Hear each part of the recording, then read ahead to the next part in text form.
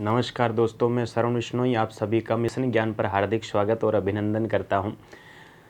देखिएगा, हम बात करेंगे आपके पत्र लेखन की। भाई आज इस प्रकरण के अंतर्गत बात करेंगे पत्र लेखन की। और ये पत्र लेखन है जो लगभग सभी प्रतियोगिता परीक्षा के अंतर्गत पूछा जाता है हिंदी के अंतर्गत आपके। तो पत्र लेखन किसे कहते हैं, पत्र में किस प्रकार के प्रश्न पूछे जाते हैं, उस पर हम तमाम परिचर्चा करेंगे। और किस प्रकार का प्रश्न पूछे गए हैं पुराने एग्जामों के अंतर्गत, उसमें भी बीच बीच में चर्चा करते रहेंगे।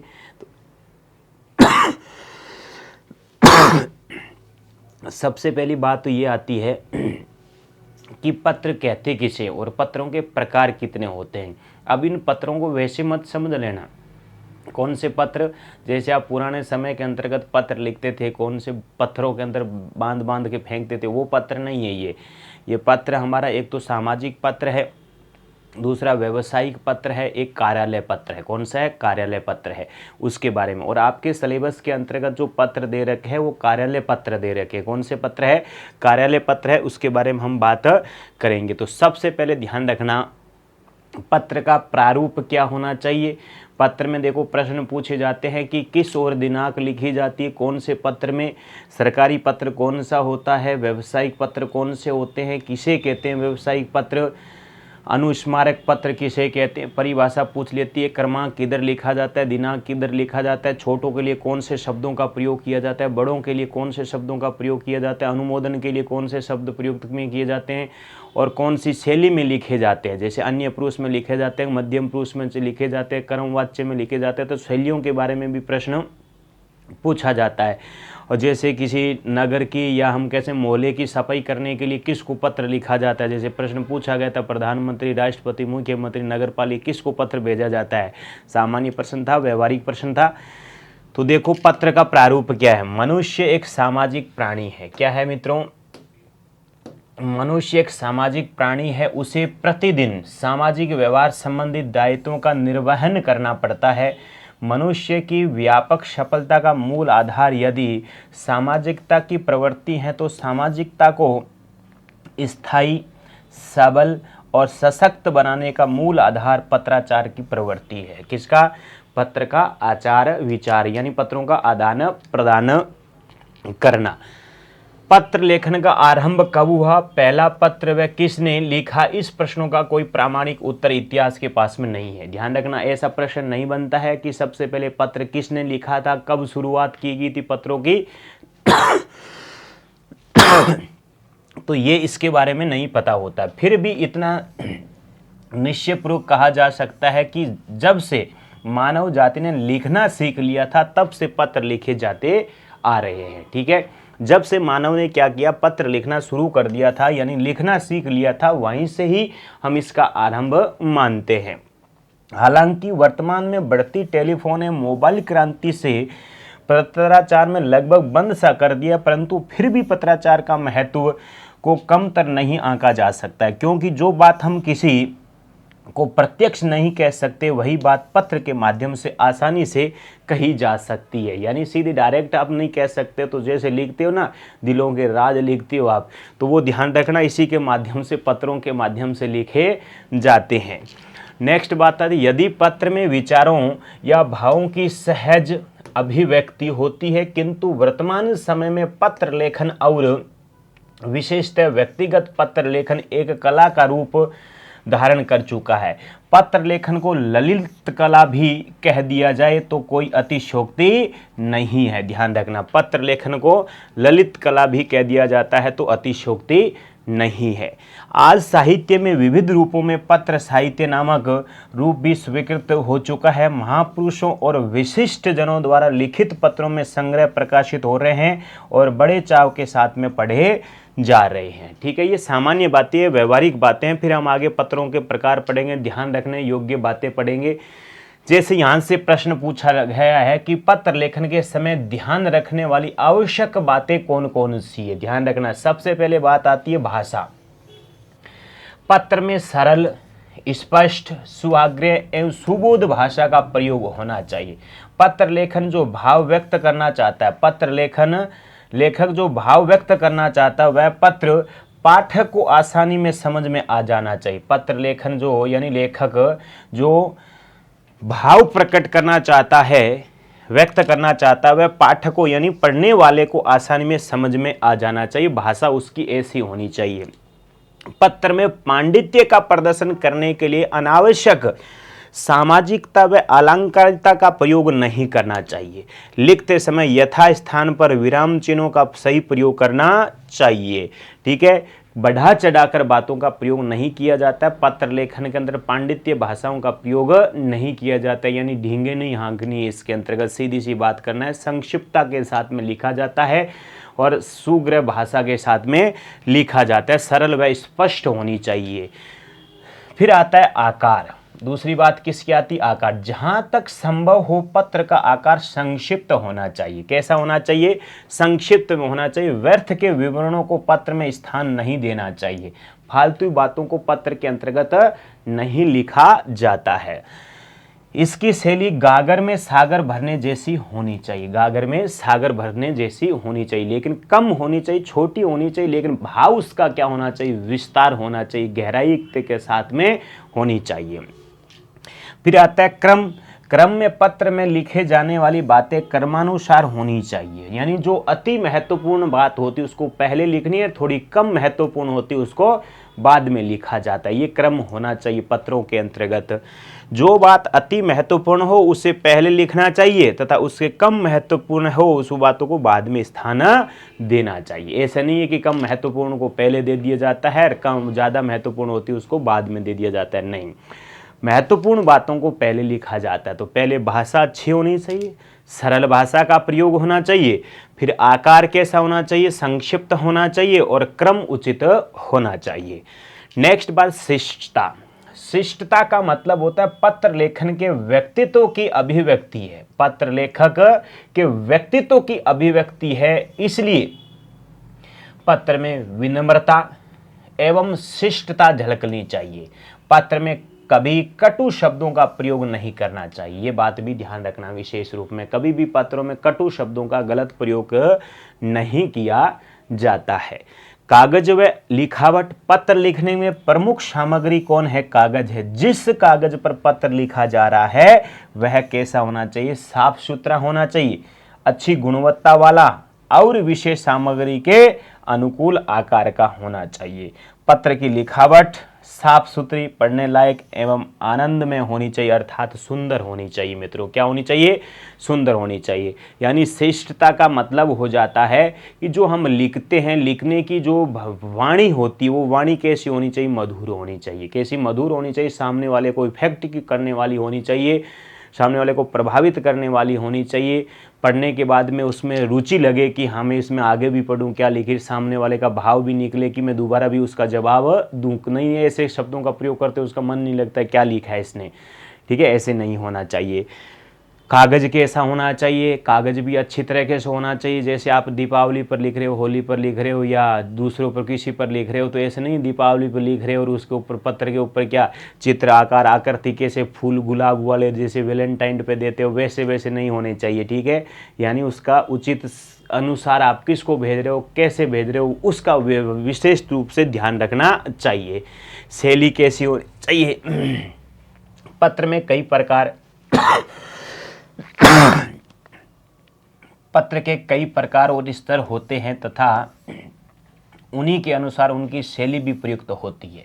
पत्र के कई प्रकार और स्तर होते हैं, ध्यान रखना विशेष रूप में। पत्रों के कई प्रकार होते हैं तथा उनकी शैली भी प्रयुक्त होती है, उनके अनुसार ही प्रयुक्त होती है। यह ध्यान रखना आवश्यक है कि संबोधन, अभिवादन, समापन हेतु उपयुक्त शब्दों का चयन किया जाए। इस बात का भी ध्यान रखना, मैंने पहले भी बता दी थी कि संबोधन के लिए किन शब्दों का प्रयोग किया जाता है, अभिवादन और समापन हेतु कौन से शब्दों का प्रयोग किया जाता है।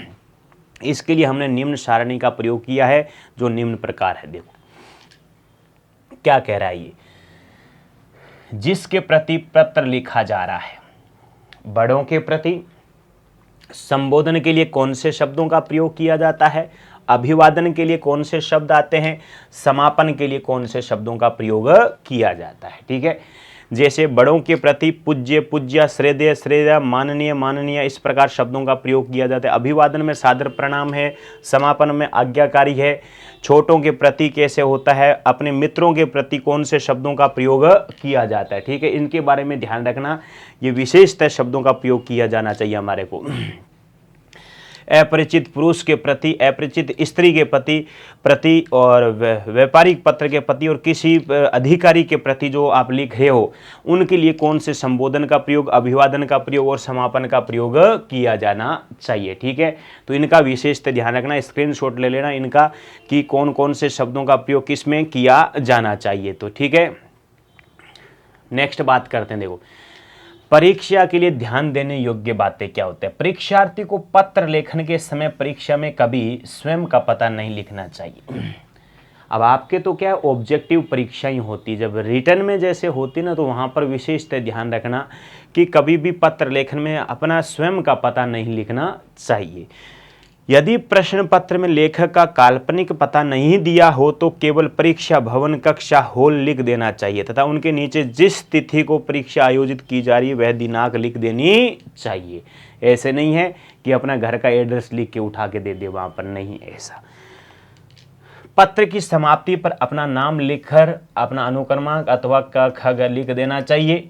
पत्र समाप्ति के बाद आपको लगे कि कोई भी विशेष बात निकलने में छूट गई है तो ध्यान रखना पुनः शब्द लिखकर संक्षेप में उस लिख देना चाहिए और नीचे पुनः उसके लघु हस्ताक्षर कर देने चाहिए। हस्ताक्षर करने अनिवार्य होते हैं क्योंकि आपकी बात को कोई भी लिख सकता है, इसी कारण आपको संक्षिप्त हस्ताक्षर भी करने चाहिए उसके अंतर्गत। तो कौन से शब्द का प्रयोग किया जाता है, पुनः शब्द का प्रयोग किया जाता है। जैसे प्रश्न पूछ लिए कि यदि आप पत्र में कोई बात लिखना चाहते हो भूल गए हो तो किस शब्द को लिखकर वापस पुनः लिखा जाता है, तो पुनः शब्द को लिखकर नीचे लिखा जाता है, लघु हस्ताक्षर भी किए जाते हैं, ठीक है। पुनः शब्द का प्रयोग कहाँ पर किया जाता है, क्यों किया जाता है, तो उसका भी थोड़ा ध्यान रखना, क्योंकि कोई बात छूट जाती है उसको दोबारा लिखने के लिए पुनः शब्द का प्रयोग किया जाता है। फिर आता है कि मुख्यतः पत्र कितने प्रकार के होते हैं मित्रों, 3 प्रकार के होते हैं। कितने प्रकार के, 3 प्रकार के। व्यक्तिगत या जिसको हम सामाजिक या व्यक्तिक पत्र कहते हैं। कौन सा, व्यक्तिगत पत्र, व्यापारिक पत्र और सरकारी पत्र। कौन सा, सरकारी या कार्यालय पत्रों के नाम से हम जिसको संबोधित करते हैं। व्यक्तिगत पत्र या सामाजिक पत्र होता है जिसको व्यक्तिक पत्र कहा जाता है, और व्यापारिक पत्र या व्यावसायिक पत्र होता है, सरकारी या कार्यालय पत्र होता है। तो सबसे पहले हम बात करेंगे मित्रों, वो बात करेंगे व्यक्तिगत या सामाजिक पत्र के बारे में बात करेंगे। इस श्रेणी में निजी पत्र, घरेलू पत्र, सामाजिक पत्र जैसे जन्मोत्सव, विवाह, गृह प्रवेश, अन्य समारोह, सामान्य आवेदन पत्र एवं शिकायती पत्रों को सम्मिलित किया जाता है। किसमें, व्यक्तिगत पत्रों के अंतर्गत।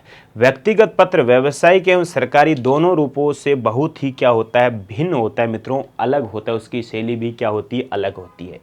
व्यक्तिगत पत्र हृदय की वाणी के प्रतिरूप होते, जबकि शेष दोनों रूप लेखक की वाक चातुर्य एवं बुद्धि चातुर्य के क्या होते हैं, प्रतिबिंब माने जाते हैं।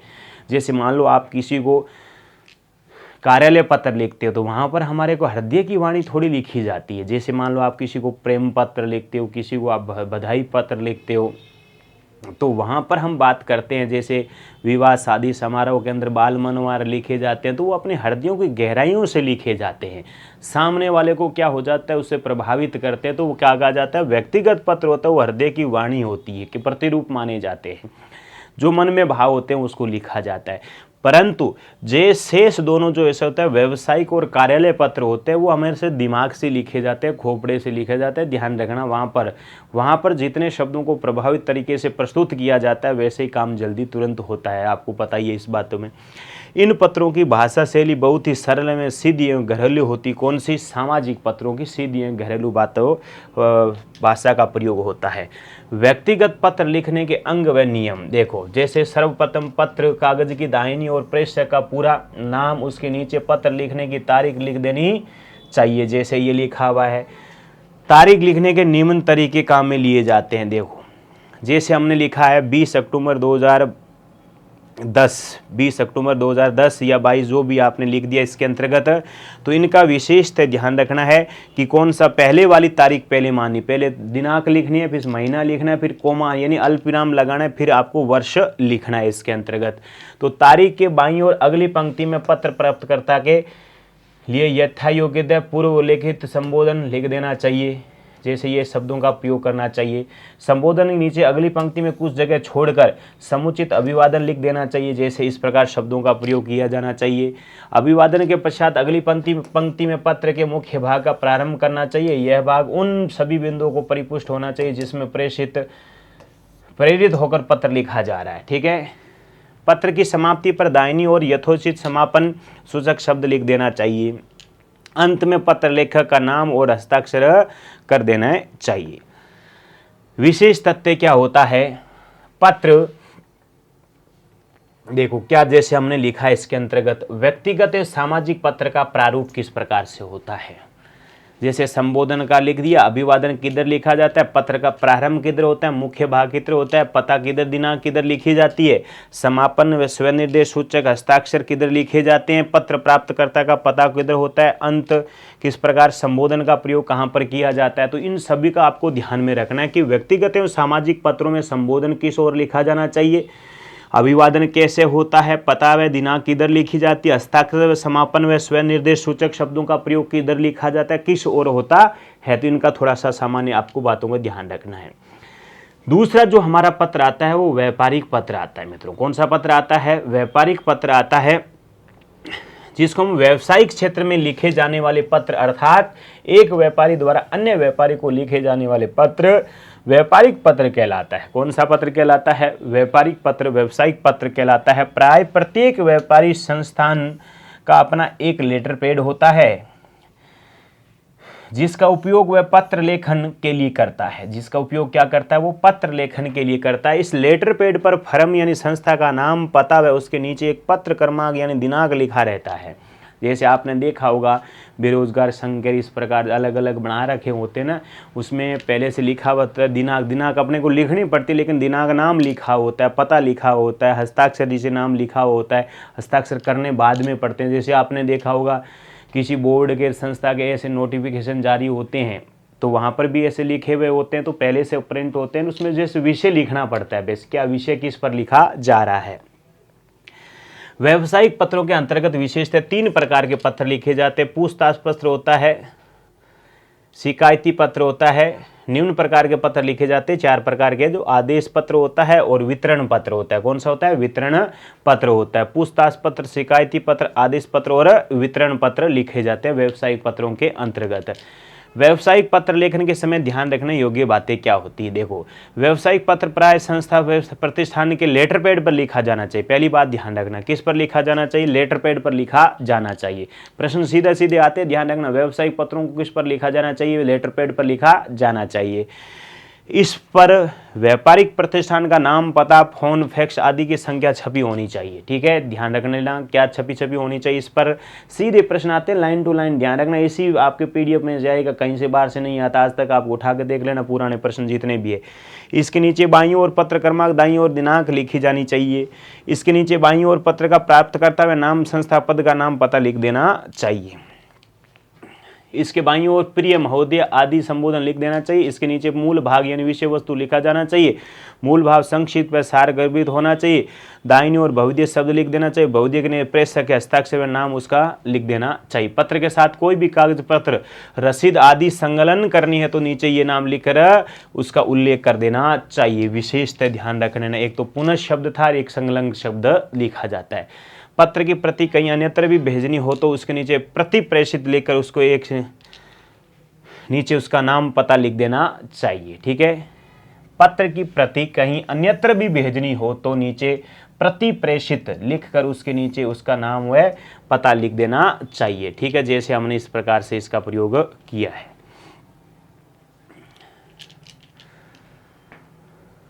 नेक्स्ट संकलन कर दिया, प्रति प्रेषित इनका प्रयोग कर दिया। ठीक है, संकलन प्रेषित किस किस को प्रेषित भेजा जाता है, क्या क्या रसीद आपने साथ में संकलन की है उसके बारे में लिख दिया हमने।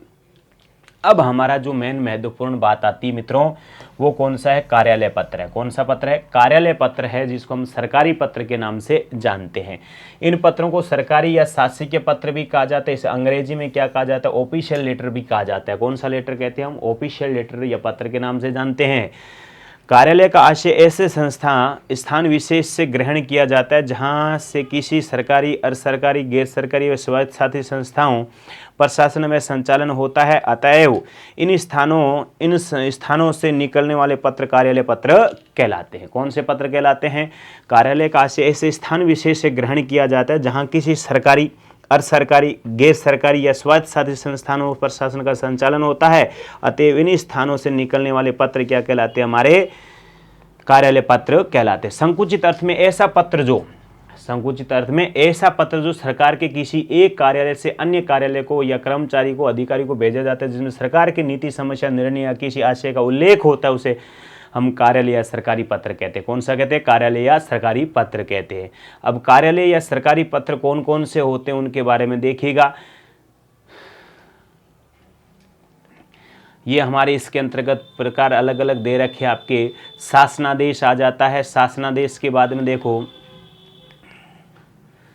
शासनादेश कार्यालय ऑर्डिनरी ऑफिशियल लेटर हो जाता है। अर्थशास्त्री होता है, परिपत्र होता है, अनुस्मारक होता है, ज्ञापन होता है, कार्यालय होता है, अधिसूचना, पृष्ठांक, अशासकीय पत्र, प्रेस विज्ञप्ति, संकलन, विज्ञापन, निविदा, स्वीकृति, मंजूरी, पावती आदि इस प्रकार के। टेलीग्राम हो गया, समन हो गया, सूचना हो गया, प्रतिवेदन हो गया। टेलीग्राम यानी तार, कौन सा? तार। समन, सूचना, प्रतिवेदन आदि इस प्रकार के इसके अंतर्गत क्या होते हैं? अलग अलग प्रकार के हमारे पत्रों के प्रकार देखने को मिलते हैं। कौन से? कार्यालय पत्र। ध्यान रखना, नामों की याद वो कह देगा निम्नलिखित में से कार्यालय पत्र कौन सा है, कौन सा नहीं है, कौन सा है और कौन सा नहीं है। तो आपको मुख्यतः इनके तो नाम याद रखने, और भी इसमें प्रकार होते हैं, लेकिन मुख्यतः आपको इनको ध्यान रखना है। प्रमुख सरकारी पत्रों की परिभाषा में उसके लेखन की सावधानियां क्या होती? देखो, शासनादेश, प्रश्न सीधा पूछा गया। सरकार द्वारा दिए गए किसी निर्णय को जिस पत्रों के माध्यम से संबंधित अधीनस्थ कार्यालय अथवा विभाग को भेजा जाता है, उसे कौन सा पत्र कहा जाता है? शासनादेश। प्रश्न आया हुआ है, तो कौन सा होता है? शासनादेश पत्र कहते हैं। कौन सा पत्र कहते हैं? सरकार का कोई भी निर्णय शासनादेश जारी होने के बाद ही क्या होता है? प्रभावी होता है मित्रों। क्या होता है? प्रभावी होता है। उससे पहले प्रभावी नहीं होता है। जैसे इसके अंतर्गत हमने इसका ये डायग्राम होता है कि किधर प्रेषक लिखा जाता है, प्रेषिती यानी प्राप्तकर्ता। ध्यान रखना, ये इनका विशेषता है। ध्यान रखना कि प्रेषिती किसे कहते हैं, प्रेषक किसे कहते हैं। ठीक है, प्रेषिती प्राप्तकर्ता होता है। कौन होता है? प्राप्तकर्ता होता है प्रेषिती। दिनांक लिखा जाता है इसमें, जो पूरा लिखा हुआ है। विषय वस्तु लिखी जाती है। रक्षित पत्रावली किधर लिखी जाती है? हस्ताक्षर क्या होता है? अगर नमूना शासनादेश, शासन सचिव, शिक्षा विभाग, राजस्थान सरकार, जयपुर को जिला शिक्षा अधिकारी, प्राथमिक शिक्षा अधिकारी, ये इसके अंतर्गत हमने स्थानांतरित करने के लिए कर दिया। शासनादेश का पूरा प्रारंभ इसके अंतर्गत दे दिया। ठीक है, अब दूसरा आ गया कार्यालय आदेश। किसी मंत्रालय या कार्यालय के कर्मचारियों, अधिकारियों के लिए समय समय पर निकाले गए आदेश क्या कहलाते हैं? कार्यालय आदेश कहलाते हैं। क्या कहलाते हैं? कार्यालय आदेश कहलाते हैं। किसी मंत्रालय या कार्यालय के कर्मचारियों के, अधिकारियों के लिए समय समय पर निकाले गए आदेश क्या कहलाते हैं? कार्यालय आदेश कहलाते हैं। ठीक है, सामान्य बातें इसके अंतर्गत। इनका संबंध कार्यालय के एक या अनेक कर्मचारियों से होता है। इनका संबंध कार्यालय के कर्मचारियों से क्या होता है? एक या अनेक कर्मचारियों से होता है। कार्यालय आदेश के अंतर्गत नियुक्ति, अवकाश, स्वीकृति, पदोन्नति, पदान्नति, निलंबन, स्थानांतर आदि की सूचनाएं दी जाती है। ठीक है, किसके अंतर्गत? कार्यालय आदेश के अंतर्गत दी जाती है। कार्यालय द्वारा बनाए गए सामान्य नियमों की सूचना भी इनके माध्यम से प्रदान की जाती है। कार्यालय आदेश की भाषा अन्य पुरुष में लिखी जाती है। कौन सी शैली में लिखी जाती है? अन्य पुरुष शैली के अंतर्गत लिखी जाती है। ध्यान रख लेना, वो कहते हैं कि कार्यालय आदेश की भाषा कौन सी शैली में लिखी जाती है? तो अन्य पुरुष के अंतर्गत लिखी जाती है।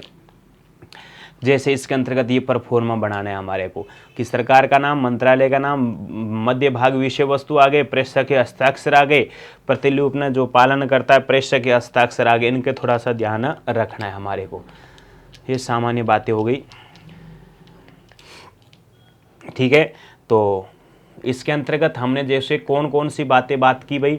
एक तो कि कार्यालय आदेश के बारे में बात की थी, कार्यालय आदेश क्या होता है। उससे पहले हमने इसके अंतर्गत बात की थी शासनादेश क्या होता है। शासनादेश किसे कहते हैं, इसका प्रेषक किधर लिखा जाता है, पत्र क्रमांक किधर लिखा जाता है, दिनांक में क्या लिखा जाता है, कब की लिखी जाती है, ये सारी बातें इसके अंतर्गत आपको ध्यान रखना है। शासनादेश किसे कहते हैं, शासनादेश कब प्रभावित होता है, इसका ध्यान रखना।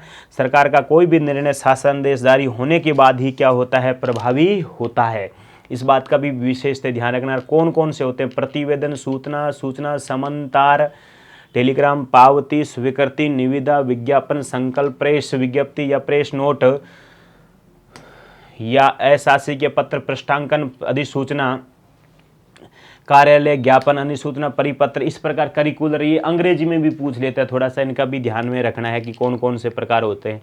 फिर इसमें कार्यालय पत्र की परिभाषा, सामान्य रखी, पत्रों के प्रकार कितने होते हैं, ये भी हमने इसके अंतर्गत अध्ययन किया भी, पत्रों के प्रकार कौन कौन से होते हैं और कितने होते हैं। तो ये सामान्य चीज़ें थी, इसके अंतर्गत हमने अध्ययन किया। तो इस अंक के अंतर्गत बस इतना ही है, आगे की बातें हम अगले चैप्टर के अंतर्गत करेंगे। तो नमस्कार, धन्यवाद, झमाझम।